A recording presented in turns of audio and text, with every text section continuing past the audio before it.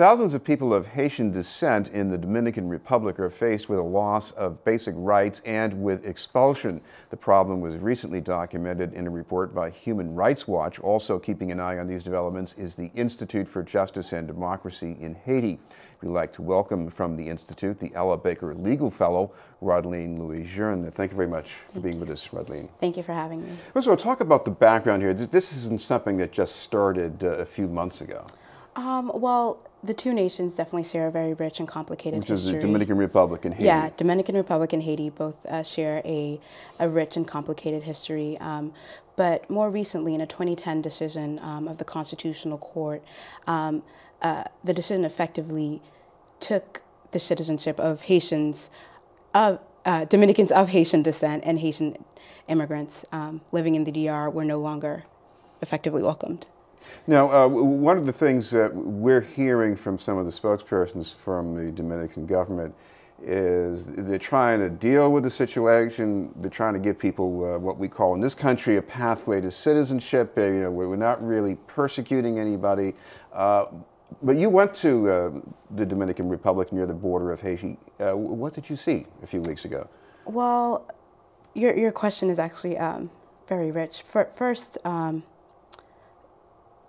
the pathway to citizenship is overly burdensome and requires a lot of documentation that has been denied to a lot of the groups for centuries, or it was just unnecessary. So, for example, in the pathway to citizenship, people have to have birth certificates, or applicants have to have birth certificates, and that is something that wasn't usually given at the birth or births were not usually recorded.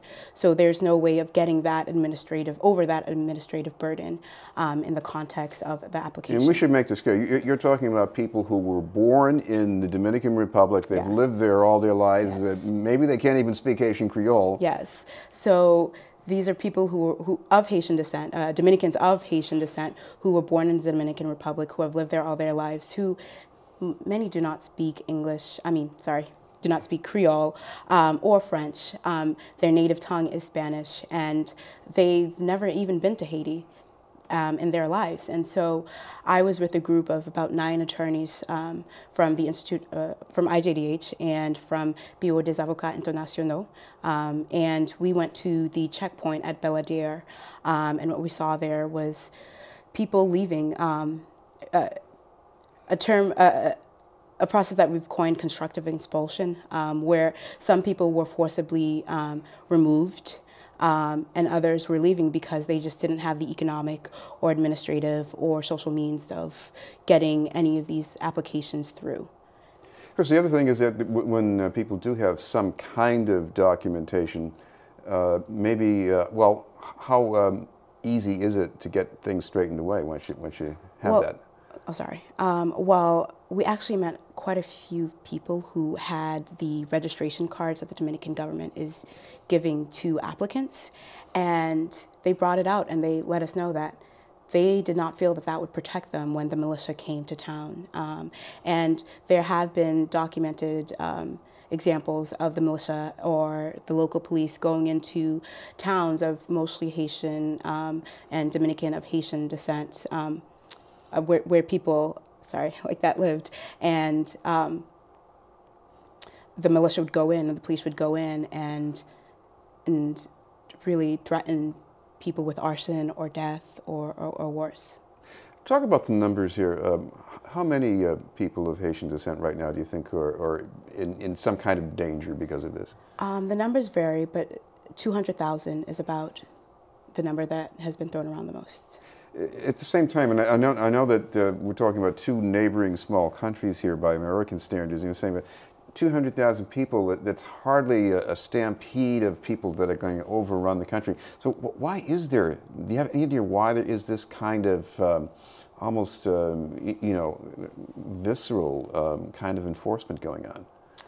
Well, as I mentioned before, Haiti and the Dominican Republic do share a rich history where Haitians were purchased under the Trujillo government and sold by the Duvalier government to the Dominican government for work in the sugarcane fields, and they traditionally lived in these batailles, and all that meaning that there were definitely some racial tensions as well. So this has been a very racially motivated movement. It particularly targets Haitians of more dark-skinned textures, where I think the Washington Post and both the New York Times had articles about how the militia and army would go into these towns where there were darker-skinned Haitians and darker-skinned Dominicans of Haitian descent, and effectively round them up and brought them to the border. What do you think should be done about this right now? Well, at least what should the Americans be doing about it?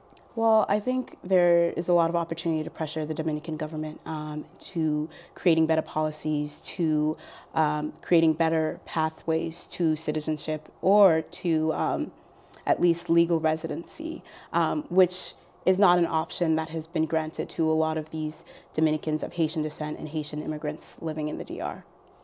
How do you feel about this yourself? You're a law student, and you've probably been around the world. You know, there are many countries who don't like immigrants. Indians don't like people from Bangladesh or whatever. Yeah. Americans have problems. So are we maybe being a little hypocritical picking on the Dominican Republic?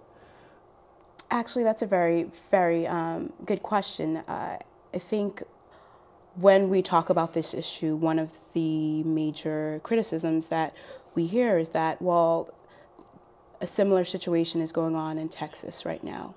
And while that is a very good example and a very good point to make, that doesn't justify it at all. That doesn't make it right. That doesn't make it legal.